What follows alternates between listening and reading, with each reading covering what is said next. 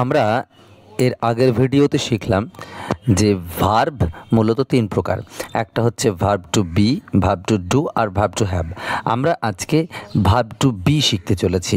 আর এই verb to B অবশ্যই মাথায় রাখবো যে অ্যাকচুয়ালি হওয়া বোঝায়। আর এই হওয়া বোঝানোটা তিন রকমের হয়। একটা হচ্ছে প্রেজেন্ট, একটা পাস্ট আর একটা হচ্ছে ফিউচার। তাহলে প্রেজেন্ট যখন হয় তখন আমি হই, সে হয়।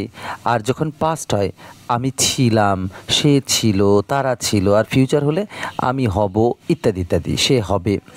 এখন প্রশ্ন হচ্ছে যে এই প্রেজেন্টে আমরা যখন বিভার্বের কথা বলি তখন প্রেজেন্টে বিভার্ব আছে অ্যাম, ইজ, আর। অ্যাম, ইজ, আর। পাস্টে আছে ওয়াজ, ওয়্যার। আর ফিউচারে আছে শ্যাল বি, উইল বি। তোমরা কখনোই এরকম করো না যে শ্যাল আর উইল বি না দিলে এরা মোডাল ভার্ব হয়ে যাবে। বি ভার্ব করতে গেলে সেই মোডালের সাথে বি যোগ করতে হয়। অর্থাৎ শ্যাল বি, উইল বি যেমন বি ভার্ব, তেমনি can be, could be, might be এরাও কিন্তু বি ভার্ব। বি ভার্ব হতে গেলে ফিউচারের ক্ষেত্রে শ্যাল আর উইলের সাথে বি অবশ্যই রাখতে হবে। এখন কে কোথায় বসে এইটা বোঝার জন্য আমাদের আর একটা বিষয় বুঝতে হবে। অ্যাম কোথায় বসে, ইজ কোথায় বসে, আর কোথায় বসে, এটা জানার জন্য আমাদের একটা ছোট টেবিল সম্বন্ধে জানতে হবে। সেই টেবিলটা দেখে নাও। দেখো, আমি এখানে একটা নাম্বার এবং পার্সন এই দুটো বিষয় আমি এখানে একটা টেবিলের আকারে নিয়ে এসেছি। যেখানে নাম্বার মানে বচন, অর্থাৎ নাউন হোক, প্রোনাউন হোক, এদের দুটো বিষয় থাকে। এরা একটা বোঝাচ্ছে না একের বেশি বোঝাচ্ছে। যদি একটা বোঝায় তাহলে সিঙ্গুলার হয়, যদি একের বেশি বোঝায় তাহলে প্লুরাল হয়, এক বচন আর বহু বচন। অর্থাৎ প্লুরাল হতে গেলে একের বেশি হবে, আর একটা বোঝালে সিঙ্গুলার। আর পার্সন কি? পার্সন তিন প্রকার, ফার্স্ট পার্সন, সেকেন্ড পার্সন আর থার্ড পার্সন। এবার আমরা দেখে নিই যে নাউন এবং প্রোনাউন তারা কোনটা কোন পার্সন কিভাবে হয়।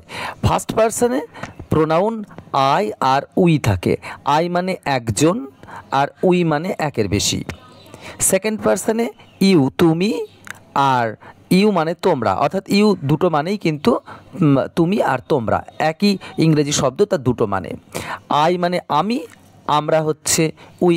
তাহলে একটা বোঝালে সিঙ্গুলার, একের বেশি বোঝালে plural. First person singular I, first person plural হচ্ছে উই।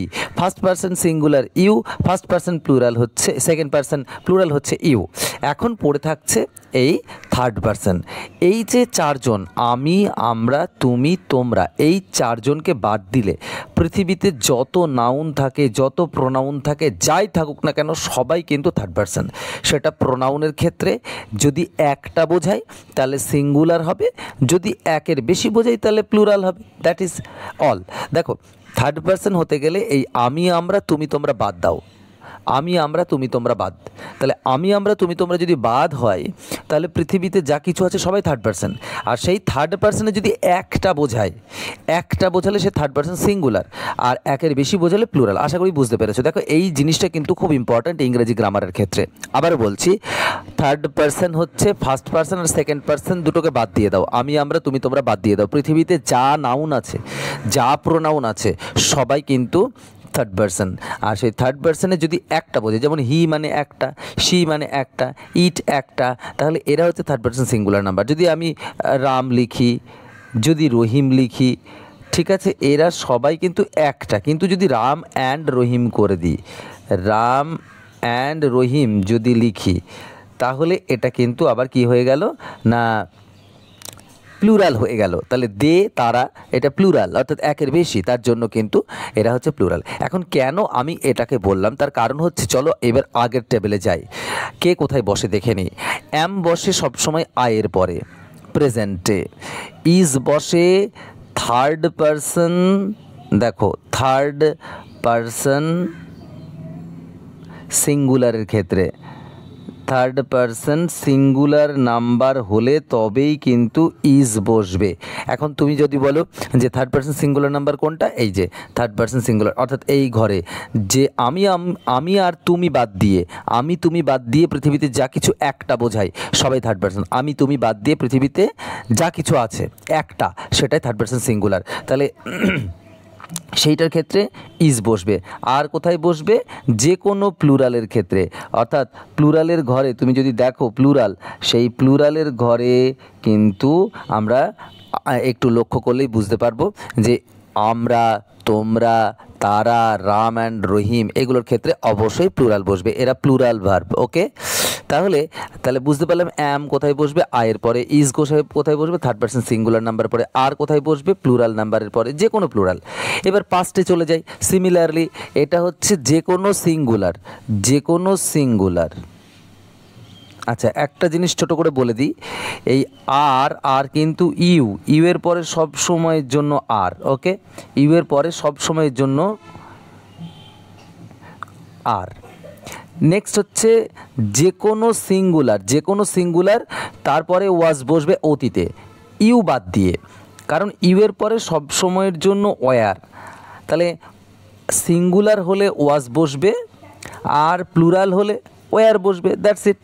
প্লুরাল, যে কোনো প্লুরাল, সেটা ফার্স্ট পারসন প্লুরাল হতে পারে, সেটা সেকেন্ড পারসন প্লুরাল হতে পারে, সেটা থার্ড পারসন প্লুরাল, যে কোনো প্লুরালেই ওয়ার বসবে, এইগুলোর ক্ষেত্রে ওয়ার বসে। আর এর মধ্যে থেকে একটা ব্যতিক্রম আছে, ইউ সবসময় ব্যতিক্রম। ওকে, ইউ সবসময় ব্যতিক্রম, ইউ এর পরে এই ওয়ার বসবে, ইউ এর পরে আর বসবে। আর এটা হচ্ছে অতীত, কিন্তু মাথায় রাখতে হবে। আর ফিউচারের ক্ষেত্রে আই আর উই এই দুটোর পরে শ্যাল বি, বাকি সব জায়গায় উইল বি। তাহলে কে কোথায় বসে আশা করি বুঝতে পারলাম কে কোথায় বসে। তোমাদের বলে দিই, যদি আয়ের পরে শ্যাল বি না বসে অন্য কিছু বসে, দেখা গেল আয়ের পরে উইল বি বসলো, সেটাও বসে, কিন্তু তার মানেটা একটু বদলে যায়, সেক্ষেত্রে জোর দেওয়া বোঝায়। ওকে, আমরা চলে যাই এবার দেখো কতগুলো বাক্য তৈরি করছি। এখন প্রশ্ন হচ্ছে, প্রথমেই আমি সৎ, এইটার অতীত কী হবে? আমি সৎ ছিলাম। আর ভবিষ্যৎ কী হবে? আমি সৎ হব। আমরা বুদ্ধিমান ছিলাম অতীতকাল, আমরা বুদ্ধিমান হব। তাহলে তোমাকে আগে প্রেজেন্ট, পাস্ট আর ফিউচারটা বুঝতে হবে। এখন প্রশ্ন হচ্ছে আমি সৎ, তাহলে তো এই বাক্যটা এরকম হয়, আই অনেস্ট। এই বাক্যটাতে এরকম হয়, আই অনেস্ট, তাই না? কিন্তু না, এটা এরকম নয়। তার কারণ হচ্ছে এখানে ভার্ব নেই, আই হচ্ছে সাবজেক্ট, অনেস্ট হচ্ছে এখানে আমরা ধরে নিচ্ছি তর্কের ক্ষেত্রে অবজেক্ট।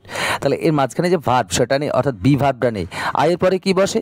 এটা তো আমি সৎ বর্তমান বোঝাচ্ছে, তাহলে কি বোঝাচ্ছে? আই অ্যাম, এই অ্যামটা এখানে নেই, আই অ্যাম অনেস্ট। বোঝা গেল? তাহলে আমি সৎ, এটা বুঝতে পারলাম। তাহলে আমরা বুদ্ধিমান, অ্যাকচুয়ালি আমি সৎ মানে আমি হই সৎ, হই কথাটা এখানে উজ্জ্ব আছে। আমরা বুদ্ধিমান, তাহলে কী হবে? উই, অবশ্যই একটা বিভার্ব বসবে, সাবজেক্টের পরে একটা বিভার্ব বসবে, উই আর ইন্টেলিজেন্ট। ওকে,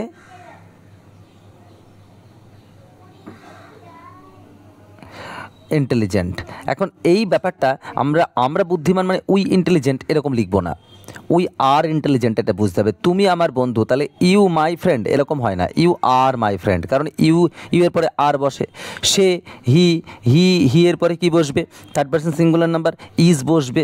তাহলে হি ইজ একজন বাঙালি, এ বেঙ্গলি। আর বেঙ্গলির এই জিনিসটা মাথায় রাখতে হবে। হ্যাঁ, এটা লিখে দিই যে হি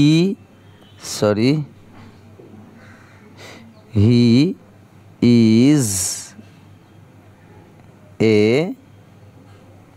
এই যে বেঙ্গলিতে যখন ডবল ই থাকে লাস্টে তখন জাতি বোঝায়, আর আই বোঝালে তাহলে তখন কিন্তু কি হবে না, বাংলা ভাষাকে বোঝায়। তাহলে তারা খুব চালাক, তাহলে দে